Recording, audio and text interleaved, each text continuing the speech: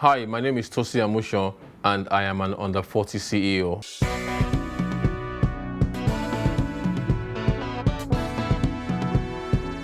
African Renaissance.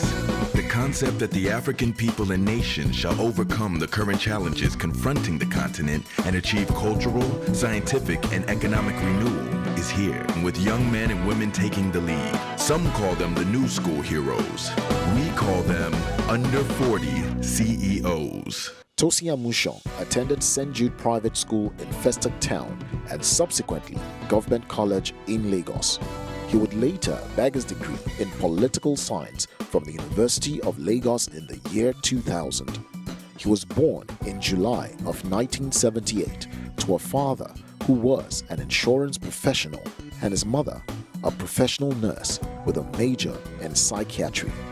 A young, versatile and dogged executive, Tosin would later find his calling by mere happenstance, and today he is the CEO of one of West Africa's largest furniture manufacturing companies, Grant Watermain. All right, welcome to Under 40 CEOs, Tosin. Thank you very much. All right, man, you attended the University of Lagos where you bagged your degree in political science. Yeah. Now, tell me about those series of events, in your childhood that led up to you reading political science. Political science wasn't really the choice, but back then it was a case of just getting into school, getting something doing. I think political science was my second choice. The first choice was actually insurance, which was what my father did, and I was just basically going to go following suit after him, but I ended up with political science. From reading political science, today you're the CEO, which is the carpenter extraordinaire at Grant Watermain. Now tell me about that journey from political science to being a carpenter.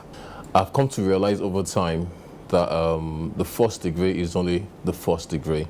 So what education does is basically just gives you the foundation for the rest of the things that lies ahead. For me, political science has been a fantastic add-on for me. It's a behavioral science, and in any business venture that you want to do, understanding human behavior is very critical. So to that extent, pol science has been very, very, very helpful. And today, I'm a carpenter, but the journey of that carpentry just happened by accident, really. My wife today, then my girlfriend and close friend, best friend really, had migrated to North America, and we were in constant communication. And during my NYSC, my service here was really comfortable years, which I I was comfortable, and I wasn't sure what I was going to do right after. Then came my girlfriend then saying, "Oh, Tosin, what next with you?" I had registered a company then, but I wasn't sure what I was going to do really. And then I remember her inviting me, saying, "You know what? I'd like for you to meet my family. I'd like for you to meet my parents, and I'd like for you to come to North America. If you would allow my father to invite you." And I said, nah, don't worry. I thought I could do it by myself. I have a company. All I have to do, I have some inflows in my bank account. All I have to do is look for a company in North America, in Canada. I'll write to them. I will ask, inquire about their business. I'll get them to send me a letter of invitation. I mean, this is me thinking in my head it would have been that easy. And then I went on the internet, and believe it or not, in my search for companies in Canada, the first company that came up was a furniture company. That was the turning point, really. The company, within the first month of interaction and communication, they were so willing to penetrate into the African market.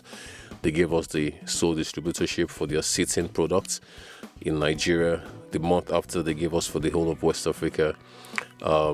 We started, purchasing goods from them, importing from them.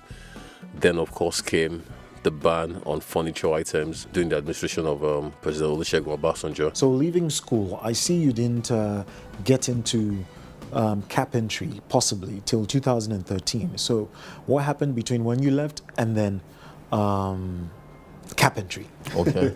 So I left University of Lagos in 2000. I served 2001 stroke '02.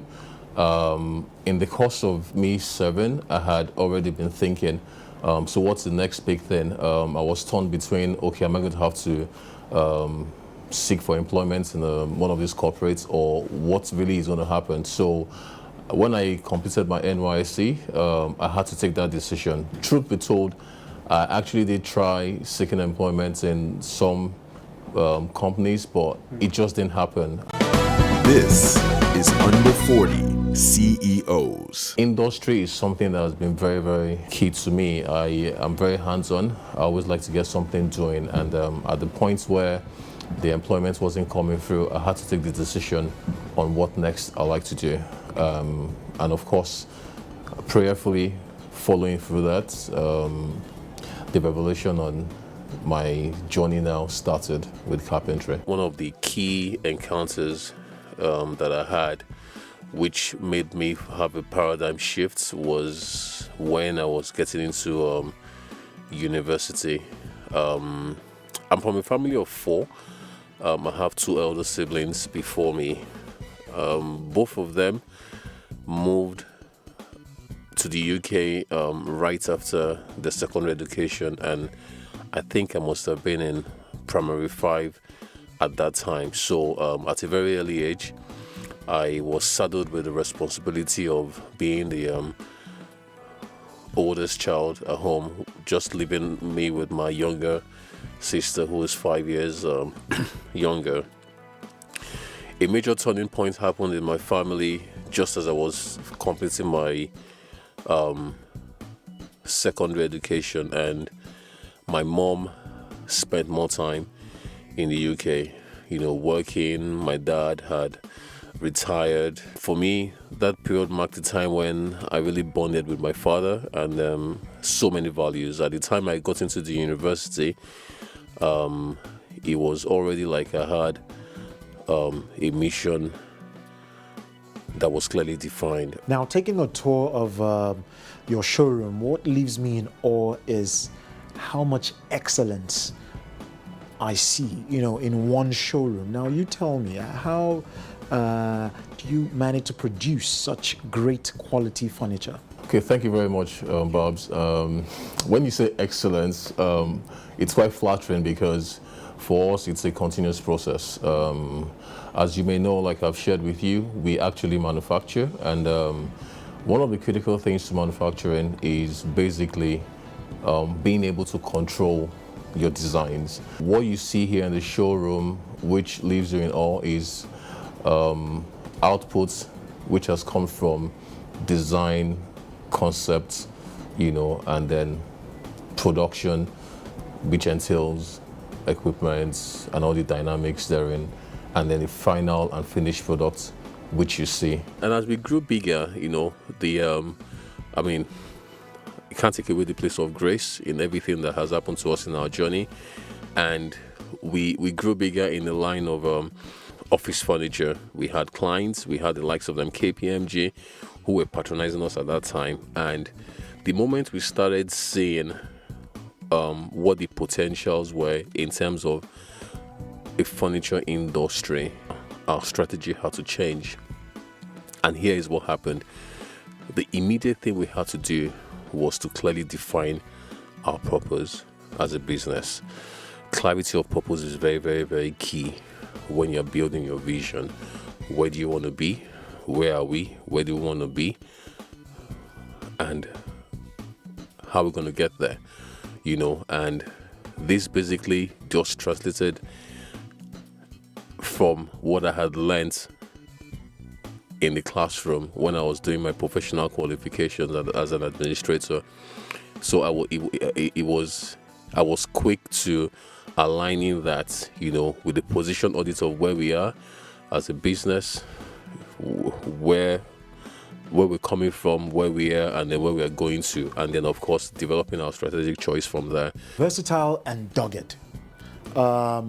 Confident and adept decision maker are some of the words that have been used to describe you. What would you say are those key skill sets and qualities and traits that a CEO needs to, possess to run an efficient company? The words that you've used, very important. I'd like to borrow a few words from an American senator. His name is William Clark. This must have been in the 1900s. He said that the key essential elements in success really are: one, you need to be dogged, you need to be consistent, you need to have a purpose, and your purpose needs to fuel what you want to do. So in other words, you also need to have increasing industry. That's the mindset of increasing industry. You need to have tenacity of purpose as well. So when you look at that in the concept of what you've just said, the words that you've been used to describe, you would see that all of them come to bear when you're trying to describe someone that is really driven in his business. One of the things that really amazes me as well is that you've managed to build this in about 5 years. Now, where do you reckon?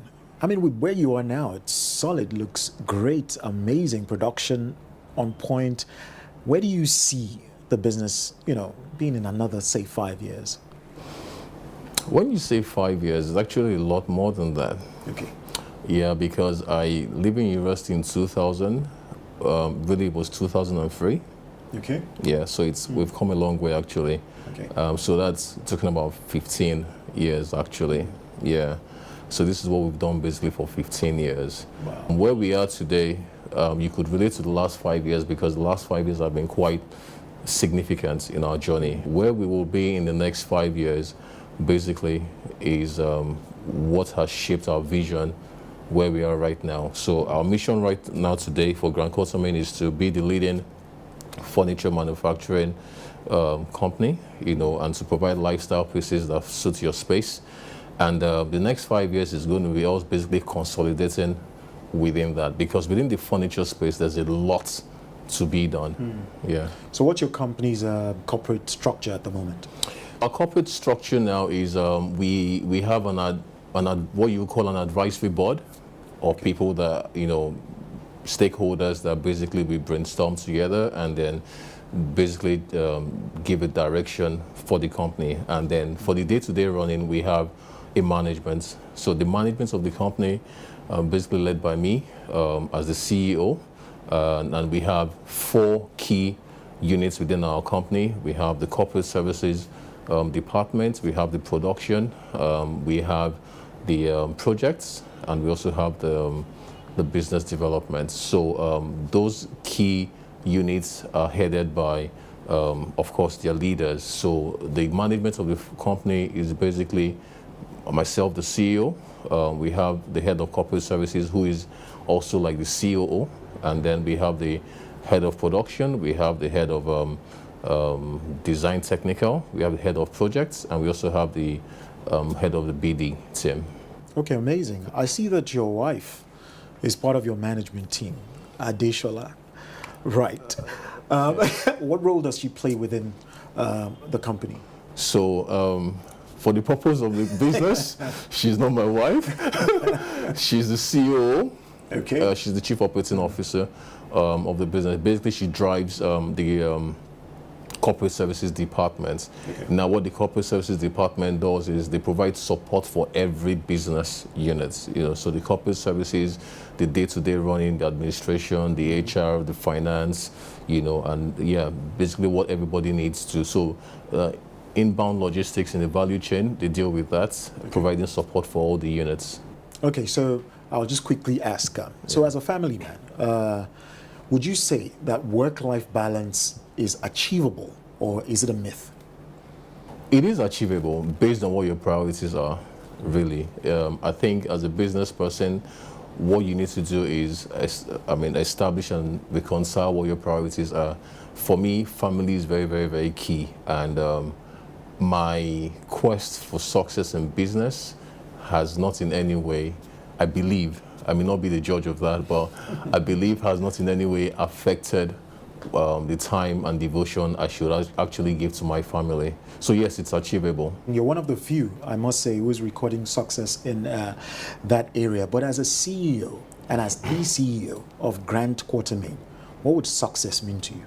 My mandate really is to impact people, impact society, and impact economy through industry. So success for me would be how well and how far I've impacted people, but the society, how far and how well, because in our society we do have a lot of, misguided conceptions, particularly among the youth. So in that area, what we stand for is actually to also impact the youth, to make them know that look, they could do a lot more than you're doing. So that's as far as society is concerned. And then of course, for the economy, industry. There is no nation that can grow without industry. Increasing industry is very important to economic growth. So success for me is impacting people, impacting society, and also impacting economy through industry. So it goes beyond just having the clarity, of your purpose or your vision. Then so many things. So when human capital comes to play, you don't have a lot of skilled people that have been trained. So you then decide and ask yourself, do you want to be a trailblazer, a pace setter? Do you want to be one, who is going to be training people, the people that have gone before you? What have they been doing? Other industry leaders obviously have trained, and I came across some saying that somebody that said, look, do we train our people, or do we leave them and we do it ourselves? And then I think it was the CFO that said, look, if we train these people and we are afraid that somebody will take them away, at the end of the day, we're going to have mediocre people, and then our business will not grow.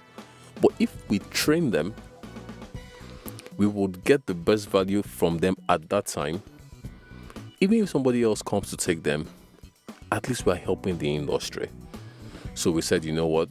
We need to start training. So each time we buy equipment, before, I would go to Europe, I would learn, because I operate the equipment myself as well. I would learn, and then even during the installation and setup, we would have people that the Italians will come here and they would train our people. We have agreements with them whereby in a year they come like 2 or 3 times, and they're constantly updating our people. So we have also embraced the strategy and culture of training people, because the more people, it's beyond GQ now. You're trying to build an industry, you're trying to build a nation, trying to build an economy. So we can't think for ourselves alone. So we are at the point where we are not even afraid anymore of what would it be if we train people and then we lose them. Let us train them. If they go, they go. If somebody else gains them, the industry gets better for it. This is Under 40 CEOs. I'm proud to say that the furniture industry in Nigeria has come of age.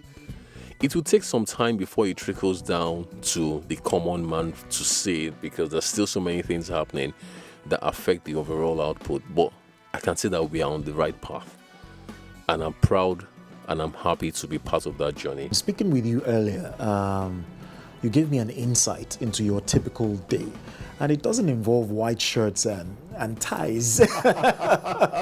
Well, you tell me, what's your typical day like? Actually, it does involve white shirts and ties, because we have a huge clientele. Okay. That significant portion of that are actually corporates. So you find those attending presentations, meetings, and all that. And white shirts and ties are actually part of our culture. Okay. If you could borrow from the name of the business, we also have an identity.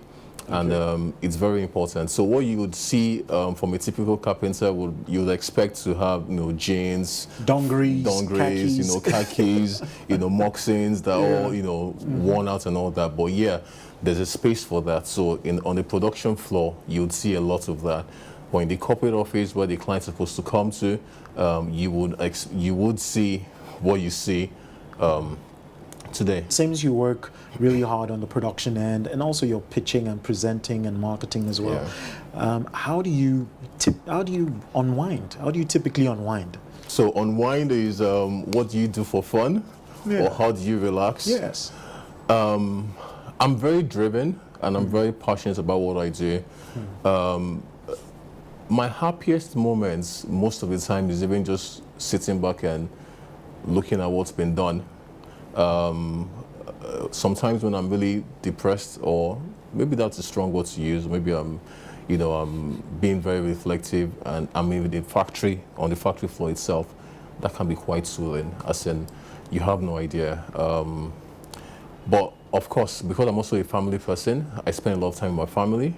After I had this job, work, I go back home and unwind with my kids, my wife, family members. I'm very so family oriented. So family for me is a method or a way I unwind. I also play golf from time to time. Such a selfish game, so there's not always enough time to do that, but I do that from time to time as well. I actually go to the gym a lot as well, at least 4 to 5 times a week. In my very busy schedule, I do that as well. So that's a way for me to unwind as well. Okay, you just had to bring me back to family once again, and I just couldn't help but wonder, when the COO gets home, does she become 100% the wife, or occasionally she'll just slip in, this client, or this happened at work? Does that happen from time to time? There's no 100%, I must say. It's actually difficult to separate the two, because there will be key things that need to be discussed. So yes, we get home and sometimes, quite often, we talk about work, but we do make a very conscious effort to keep it family when we get home. In fact, before she joined the business, I used to be like the one talking about work all the time. But since she's joined us, she's taking charge of so many things. She gets home and she's bringing up, I'm like, please, can we just have family time? So yeah, it's not 100%, but we're dealing with that. All right. So tell me, what are those key challenges in business that you've had to overcome to make the strides that you've made so far? Challenges mainly, the key challenges for me personally in this journey has been getting the strategies right, sustaining them, and getting people on board to see the vision the way it should be. So that has been the key challenge we've had. Every business has its challenges. It's never a walk in the park. It's not as easy as it seems. One thing about stories about business success and everything is it's almost impossible to summarize the journey of X number of years in X number of minutes. So it always sounds very sweet. It's never easy. One of the most challenging periods we had for ourselves, and you'll be shocked that even up until like a few years ago, we still had like some dark periods where from time I would just wake up like 2 a.m. in the morning and ask myself like, are you sure? Are you sure this is it? So I know you're a well-traveled man, but how has travel and interacting with different cultures, helped to shape your person and impacted the business? Travel has been a very key element in what has brought this business to where it is today, because we've had to travel far and wide to source for materials, source for technology, and also, training. We do travel a lot for exhibitions and all that, and then that has basically shaped the business in relation to the kind of quality standards that we need. So when we were setting up our factory, for example, we needed a model, for how we should position the equipment, what sequence, how it should stage from what phase to what phase, And in Nigeria, you can count on one hand the number of industries in our field that actually have that level of automation and also structure. So exposure, international exposure to how things are being done in the industry has been quite helpful. Okay. Yeah, to the business. Amazing. So it's on record that you've led a team of more than 100 employees. How would you describe your leadership style? I've had to employ empathy a lot, motivate people, focus more on the people and their own personal lifestyle sometimes to get what we want from them. In this part of the world, unfortunately, there are so many distracting elements, for staff and all that. So when you're a leader in this kind of industry, particularly because we deal with a lot of people of not too high up there in terms of educational qualification, we work with a lot of artisans as well. So it's difficult sometimes making them understand. But my personality has helped me. I think I'm a bit down to earth, and quite tolerant as well. So I try to make their business my business as well. You typically find me going to the factory or the coming to the office and chat everybody up, talk to them. So how's your family? How's your wife? Sometimes I actually even know their wedding anniversaries as well. So when people see that you're actually involved in what makes them tick, you understand that and you respect that, it makes leadership easier for you. All right. So as a leader, I have failed. And I want to believe that you may or may not have failed. But if you have, tell me about your failures as a leader. I think in our startup years, we did make some wrong investments in terms of probably overstocking, buying some kind of equipment that we didn't need. Because then again, this is not a field that I went to study in school. It was something I picked up on the way and then I learned on the job. So of course we had a few knocks here and there. And one of the effects of that today, which has also come to be a strength, is that we have quite a number of some things that we don't really need, but it forms part of our balance sheet. Yeah.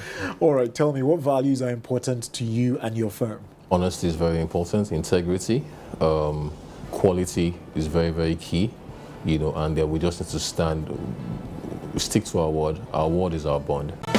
This is Under 40 CEOs. So what would you say is the biggest letdown that you've experienced in business so far? The biggest letdown for me personally is because of my emotional being, I could be quite emotional.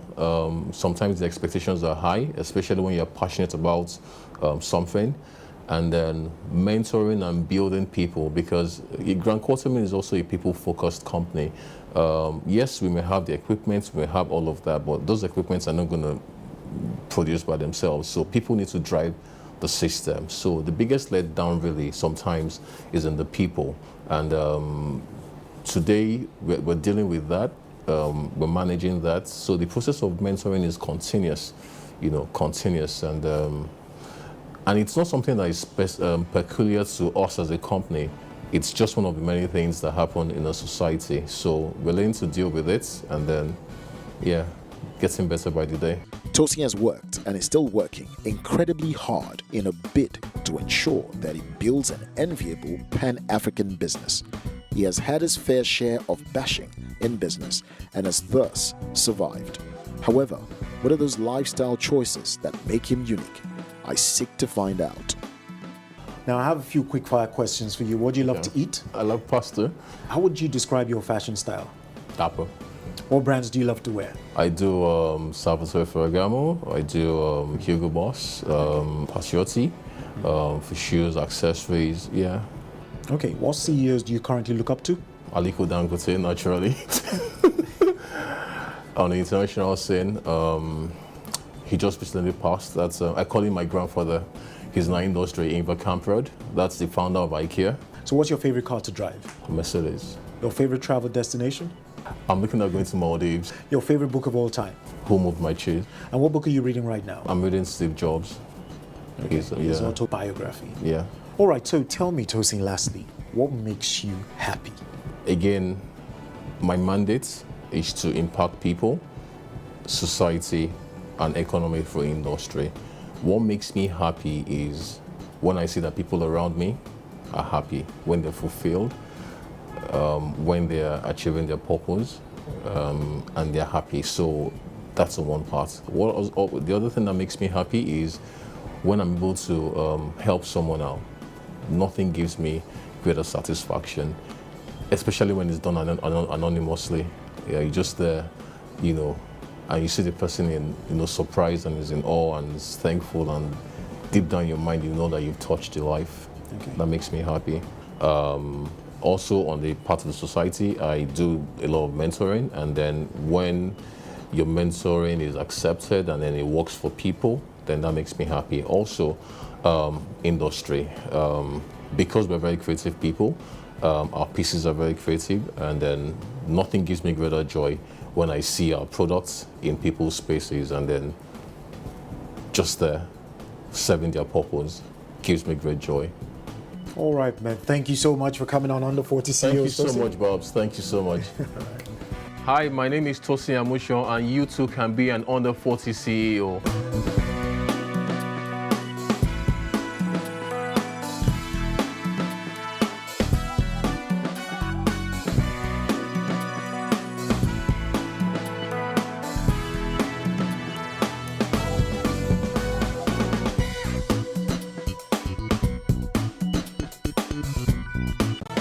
This is Under 40 CEOs.